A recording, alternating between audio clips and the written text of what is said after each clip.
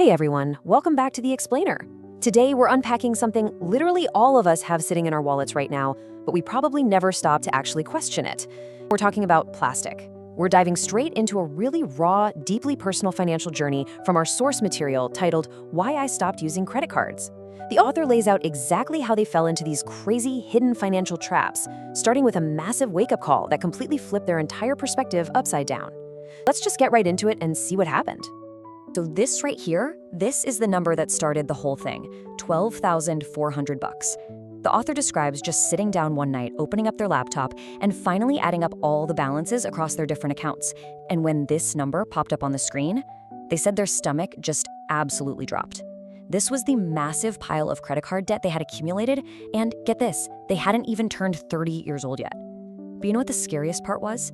It wasn't even the amount. It was the fact that they had absolutely no idea it was even happening. It just snuck up on them, dollar by dollar, swipe by swipe. And honestly, that terrifying realization leads us directly to this quote from the source, which I think just hits the nail on the head. Credit cards are designed to make you spend more and think less. The author argues this isn't some weird accident, it's a meticulously crafted system. Banks make billions of dollars every single year, purely off people falling into this exact behavioral loop. And that underlying design is exactly why we're unpacking this today.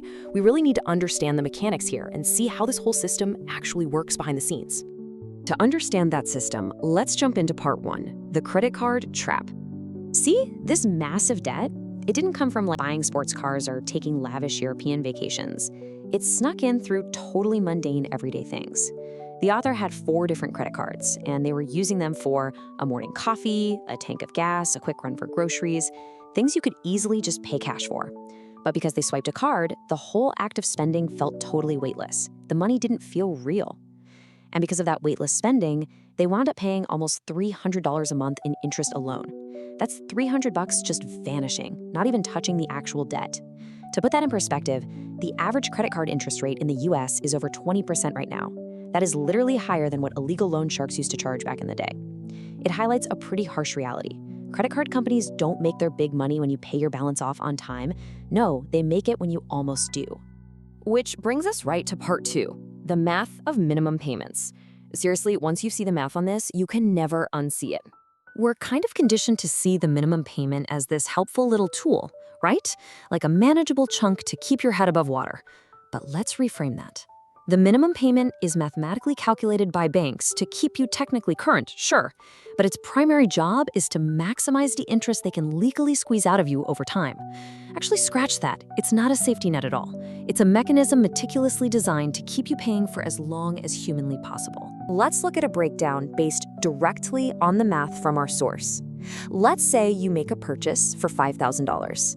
If you only pay the minimum payment every month at that average 20% interest rate, you will end up paying almost $7,000 in interest alone. Think about that.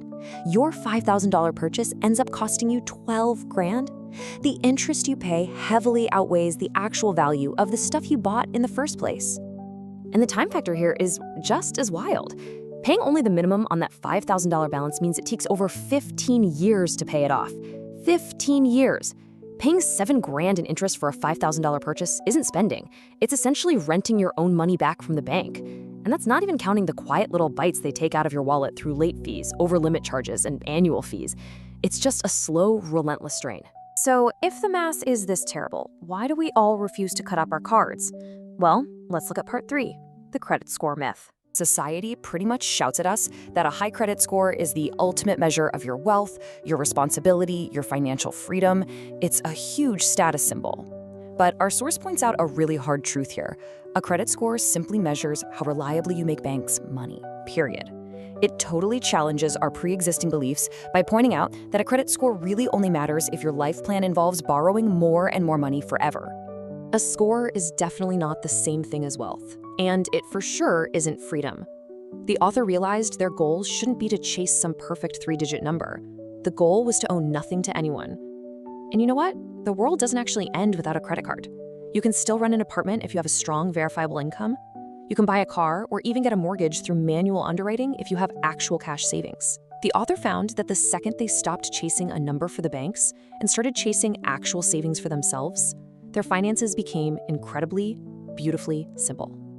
But beyond the math, there's a biological piece to this puzzle. Let's dive into part 4, the psychology of plastic. Prepare yourself, because this number is jaw-dropping. 100%. Studies actually show that people can spend up to 100% more when they use credit instead of cash. Not 10% more, not 20, literally up to double the amount. Think about that the next time you walk into a store. Just the method of payment alone drastically alters your brain's decision-making process. Why does that happen? Well, it comes down to basic human psychology. When you physically hand over cash, your brain literally registers a tiny amount of psychological pain. You are physically parting with a resource, and that little sting makes you pause. It makes you think twice. But paying with plastic, it completely removes that friction. The pain is just gone. Your brain only sees abstract numbers on a screen instead of real consequences. The author realized they didn't have a spending problem, they had a pain removal problem. And this psychological loophole is exactly why every single major retail store pushes their own branded credit cards at the checkout. They want to remove your pain so you buy more stuff. Once the author understood this, they hit their breaking point. Let's look at part 5, the escape plan. The big wake-up moment was realizing they were working extra overtime just to pay interest on forgotten items that didn't even matter anymore. They put together the super effective low-tech action plan. Step 1, switch entirely to a debit card. This forced them to only spend money that actually existed in their checking account. Step 2, start using a cash envelope system for the most dangerous spending categories: groceries, entertainment, eating out. When the physical cash in the envelope is gone, the spending stops. No invisible credit limits to fall back on. Step 3, automate savings so the money moves the second the paycheck hits, before the brain can even think about spending it. And step 4, which is brilliant, the 24-hour rule. Wait a full day before buying anything over $100. This one rule killed almost all their impulse spending, because that emotional urge to buy almost always evaporates after a good night's sleep. Now, executing this meant sticking to a strict timeline. For the first month, the author tracked every single dollar manually. And hey, this manual tracking was way more powerful than using some automated budgeting app, because it built immediate, painful awareness of where the money was going. By month 3, they had saved up a solid emergency cash buffer, and the ultimate goal, month 18, completely and totally credit card free. Was it uncomfortable at first? Oh, for sure, but it was absolutely necessary. What actually happens after putting in all that work? Here is part 6, the results. The results were totally transformative. They successfully paid off that entire $12,400 in debt. Gone. They built a fully funded 3-month emergency fund. But honestly, the non-financial benefits were just as massive. The author noted their sleep physically improved because their baseline stress just plummeted. That familiar dread of checking the mailbox for surprise bills completely disappeared. And finally, they actually had the breathing room in their budget to say yes to real-life experiences, rather than just piling up more stuff they didn't need. Financial freedom turned out to be less about having more money and way more about simply owing less to everyone else. Which brings us to part 7, the cash-only challenge. The author puts this direct challenge out there to anyone who hears their story. Try it, just for 1 month. Go just 30 days using only cash or a debit card. Write down how you feel before and how you feel after. Watch how the return of that spending pain completely changes your habits. As you look at the plastic sitting in your wallet today, ask yourself honestly, is this card actually helping me, or is it just helping the bank? It's a question that could literally change your financial life. Thanks so much for joining me for this explainer, and we'll catch you next time as we dive into more fascinating material.